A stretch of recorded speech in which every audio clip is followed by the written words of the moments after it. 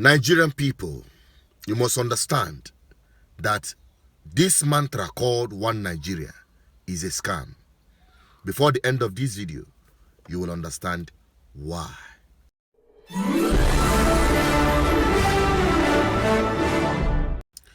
Yeah, viewers and subscribers all over the world, Nigerian people in particular, welcome back again on this platform where we tell you undiluted truth, naked wired truth. And today, we'll be looking into this thing they called One Nigeria. Is Nigeria truly one? Let us ask ourselves this question and truly answer it for ourselves. This thing they call One Nigeria, it is a scam. There is nothing one about Nigeria. And they hide under this scam to condition your mind to accept the British colonial contraption. And before the end of this video, you'll understand why. Because that is the essence of making this video. The amalgamation of 1914 by Fredrick Lugard was the set-off of this colonial experiment called Nigeria. Yet, some people who call themselves religious people and religious leaders, you know, in this part of the world, we are very religious people. They'll cajole your mind. They will emotionally blackmail you into believing that God created Nigeria, that Nigeria is an act of God. Foul. Before the end of this video, you will understand that the God they are talking about is Fredrick Lugard. It is one-man show for administrative convenience. The administrative convenience of colonial powers to do what? To exploit you, to subjugate you, and to make your life miserable. No wonder Nigeria had never departed from the foundation upon it was laid. Same is applicable to many African nations. I am here to open up your consciousness to understand. Until Africans dismantle every part of these colonial elements, structures, and foundations, until it's been dismantled, there is no hope for African nations. Now, I want you to watch this video and this narrative. Then, you will agree with me what I have said so far. I'll be right back. Hello, gbogbo ilé, mo kí yín o. Ibi tẹ́ bá ti ń gbọ́. Mi ò ní sọ much Yorùbá torí ọ̀rọ̀ yìí ọ̀rọ̀ olóyìnbó ni o. I have in front of me here a document says reports of Sir Fredrick Lugard, amalgamation of northern and southern government and administration, 1912 to 1919. The reason why I'm doing this is because there are a lot of wrong information táwọn èèyàn send káàkiri wípé àwọn mẹ́fà kan Aláàfin and one Yoruba man and some few people ni wọ́n sign document of amalgamation, and we tend to blame them for this amalgamation. This is completely wrong. In front of me, like I said, I've got this document. If I open the page, I'm not going to be long in this. There is bits I need to take your... I want you to take notice of.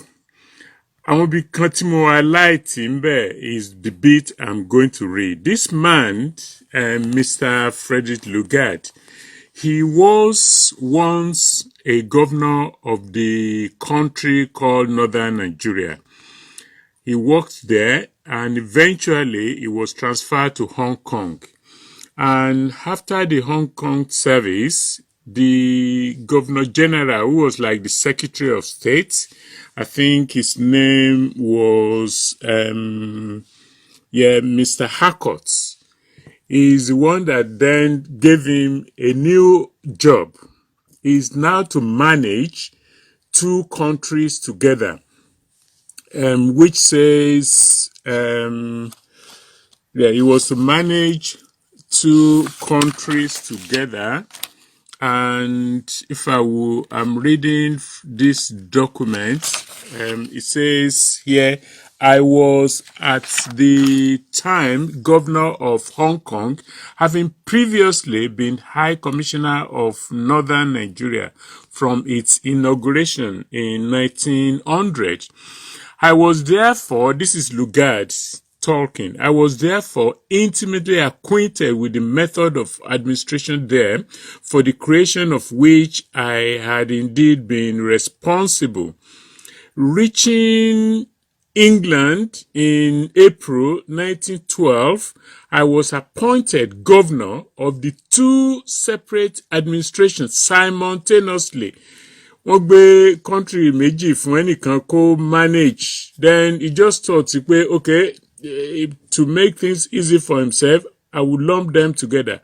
After spending several weeks in England to acquaint himself with the current views on some important matters, I proceeded to Africa, which is Nigeria now, in September 1912. I returned. He went back to England in the following March and submitted my proposal for amalgamation, which means in 1913 was when he gave birth in his brain to lumping these people together, which was, it was in May 1913, he submitted that to the king. I think it was a king that was their leader. They were accepted in September, that's the same year, 1913, when I returned to Nigeria. And on January 1st, 1914, the new government of Nigeria, as set up by fresh letters, patents, and other instruments were proclaimed. Yeah, this is the document. Please, let's stop sending wrong information that àwọn Nigerians mẹ́fà kan ló sign there and all this. This was one man idea. Okay, if you need a copy of this document, it's available. I printed it out and it's one of the, as you can see, it's an old document, and these are the few information you could get from it. So please acquaint yourself with knowledge so that we don't start saying wrong things. And we get the fact right that this was one man idea, and that idea was completely wrong. And in one of his writing, he said it was a union of force.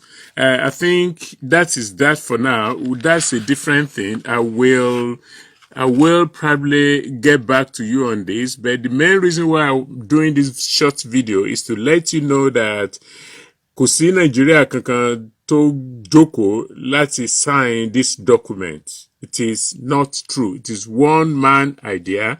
It was his proposal. It was given two offices to handle at the same time, and he just thought he better lump them up. Thank you. You have seen it. There is nothing to add to it and nothing to remove from it. Whoever that will argue this will be arguing with his ancestors, and they will deal with him. It doesn't matter. But what I'm trying to bring to your notice, African people, Nigerians in particular, we should stop deceiving ourselves.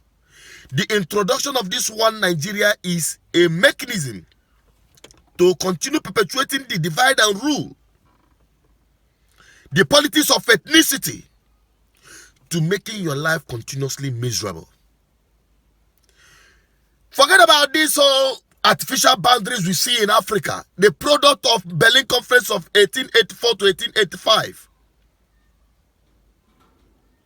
These are the artificial enactment, colonial establishment, that upon the time which it will be dismantled, there will not be freedom for black nations. And that is what I am doing here, to open up your consciousness. Nigerian people must understand this. Because they will tell you they play the politics of the North, East, West, and South. The politics of Hausa, Igbo, Yoruba, and the rest of them. Whereas the beneficiaries are those, the political class.